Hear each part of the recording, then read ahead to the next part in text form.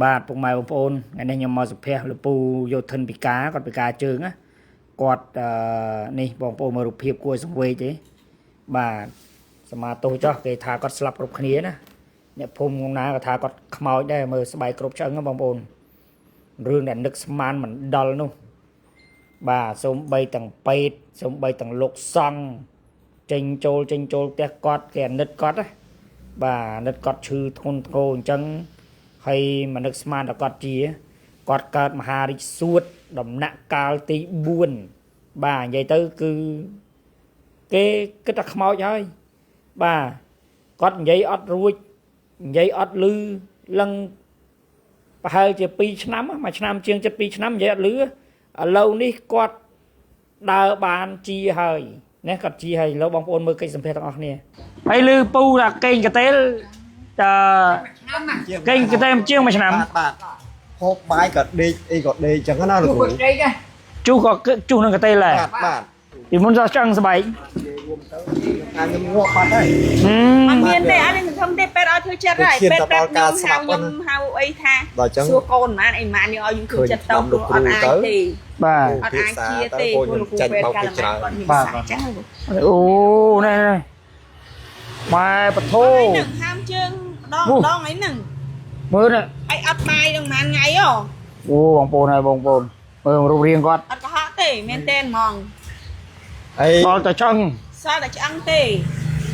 សល់តែឆ្អឹង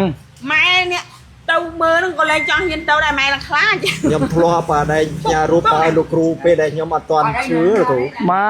សល់តែឆ្អឹងបាទពេលដែលខ្ញុំមិនទាន់ឈឺខ្ញុំផ្ញើទៅមួយណាអូបងប្អូនហើយបងប្អូនឈឺហើយអញ្ចឹងបាទពេលដែលមិនទាន់ឈឺអាយុហ្នឹងឯងមានន័យថាគីឡូខ្ញុំចិត្តជាងណាលោកគ្រូតែឥឡូវមានសាច់មានអីស្រស់ថ្លាឡើងវិញណាបាទមើលក្នុងវីដេអូនេះដល់ហើយនេះកុំរីងរយមកធោនិយាយមែនតើទៅណាលោកគ្រូបើអត់បានឆ្នាំលោកគ្រូទេខ្ញុំទៅពេទ្យដឹកណាក៏បញ្ចូលឈាមដែរបាទចូលឈាមម្ដងពីសាក់រហូតអញ្ចឹងណានេះឯកសារដល់បានឆ្នាំលោកគ្រូពឹបអីយើងទៅសិនបែរថាហីមិនថ្ងៃនេះល្អម៉េះលោកបែរថាអញ្ចឹងណាបងកើតមហារាជអីគេមហារាជសួតដំណាក់កាលទី4ដំណាក់កាលទី4បាទមុនមហារាជហ្នឹងខ្ញុំធ្លាប់មានរោគកាពះតាំងពីកាយជាងណាលោកគ្រូបាទខ្ញុំព្យាបាលចង់ងាប់អស់ហើយអស់លុយអស់ស្អីអង្គការក៏គេជួយយើងដែរបាទហើយអត់ជាលោកគ្រូឯងមើលដល់ឥឡូវនេះ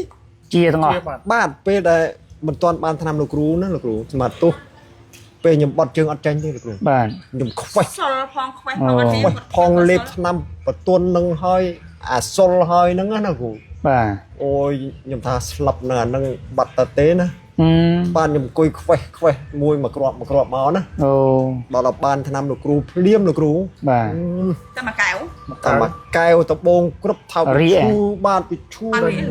ដេញថាខ្ញុំចុកពេញខ្លួនមកបាទមានអារម្មណ៍ចង់បោះចោលទេអត់ទេដល់ពេលហើយខ្ញុំធ្លាប់ស្ដាប់បាទបងប្អូនលោកឈឺណាបាទថាបើឈឺទេលោកគ្រូថាឲ្យព្យាយាមអញ្ចឹងណាតែកន្លែងដែលឈឺខ្លាំងនោះថាចុកមើលថា1គុណនឹង10ហ្នឹងបាទត្រូវហើយបាទហើយចុកពេញនេះមកបបើមកមានความជឿមិនអីដល់ពេលហើយខ្ញុំដូចថាយើងស្ដាប់សំឡេងលោកគ្រូឈឺកន្លែងណាចុកកន្លែងហ្នឹងបាទហ្នឹងថាឲ្យព្យាយាមទៅត្រូវហើយអញ្ចឹងបាទខ្ញុំព្យាយាមលោកគ្រូបានប្រហែលថ្ងៃបានបាត់ឈឺប្រហែលចូលកន្លះខែទៅវាចុកខ្លាំងហ្នឹងថ្ងៃទី1ខ្លាំងល្មមថ្ងៃទី2ចេះធ្លាក់មកបាទចុកហើយរហូតដល់ធូរស្រាលបាទធូរស្រាលឥឡូវខ្ញុំដើរបាននេះលោកគ្រូដើរបានញ៉ាំបានញ៉ាំឆ្ងាញ់ដល់ហើយបាទ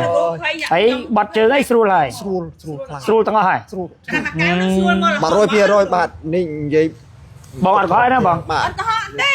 បាទទៅអតិថិជនដែលលោកកំពុងឈឺបាទបងដូចខ្ញុំហ្នឹងមហារាជសួតដំណាក់កាលទី4នេះបាទហើយនៅក្នុងភូមិក្រុងទាំងអស់នេះលោកដឹងហើយណា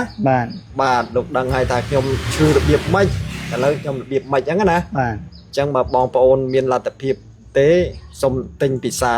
លបងទៅបាទលោកនឹងជួបនៅអ្វីដែលគេហៅថាផលល្អហើយបាទពុទ្ធរហូតហេតុចម្លែកហេតុអស្ចារ្យបាទចម្លែកជីវិតយើងហើយ